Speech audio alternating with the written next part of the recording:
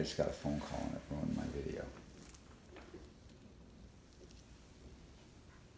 You're gonna go on a date in a second.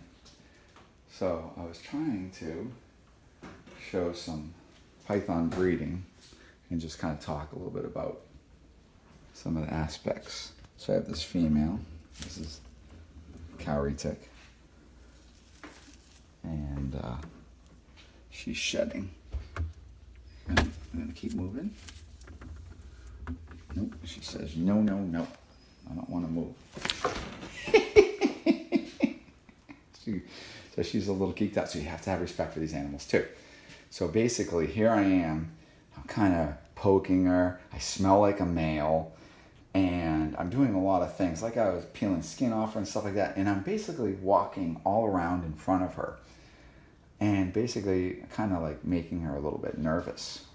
So this is just, this is just like reality. The snake has no ill will, but the snake is a little bit nervous with all this different activity and a male being around. And basically, so all I just do is just get her, keep moving. Hey, sweetie. There you go. There we go. I don't really think she wants this male in her cage. So what we'll do, there's something about phones. It's so evident because I can take a snake that's quite tolerant and wonderful. And if I stick a phone in front of her face, his face, her face, whatever, it really seems to do something. And so I am aware of it. I hate it because I'm trying to capture these moments. See this guy? See, these are like wonderfully nice snakes. But he is like, he wants to fight. And it's not like, it's just use your brain for a sec. And boom, everything's good. Let's see. Hi, buddy. Let's get. Can I get you? Uh-huh. I don't want to knock this down because this has glass on it. So what I'm going to do. Hi. Okay, here's my introduction.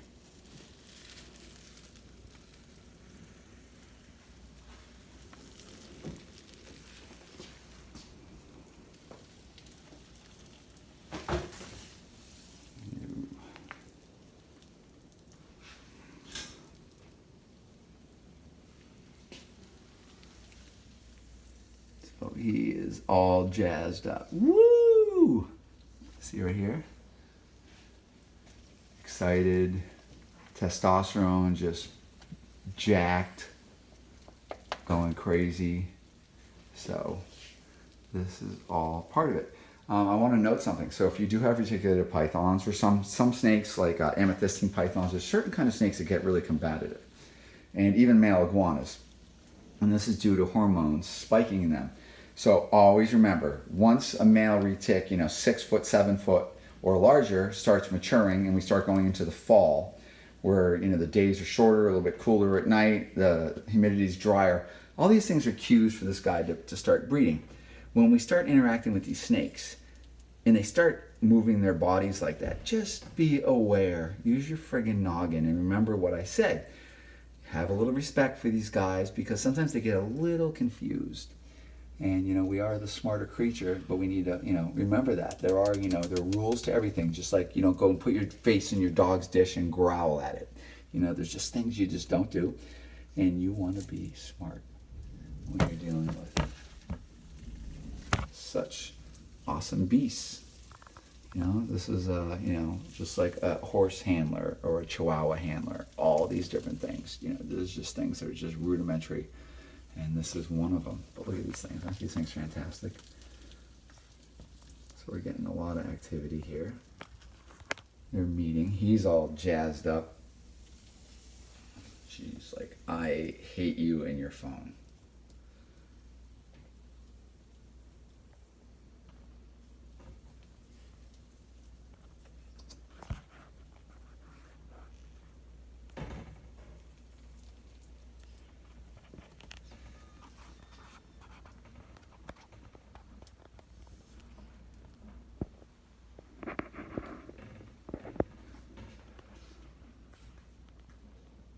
So generally, you know, I'll put the glass back on this cage, shut the lights out, walk away.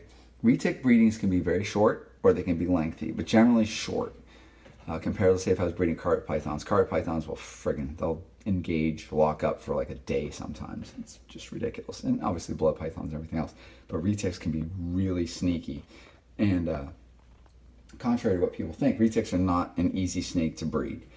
As far as getting them to breed and actually get eggs that you hatch, that can take some skill. So anybody that's breeding retics and has done more than a few clutches, good job.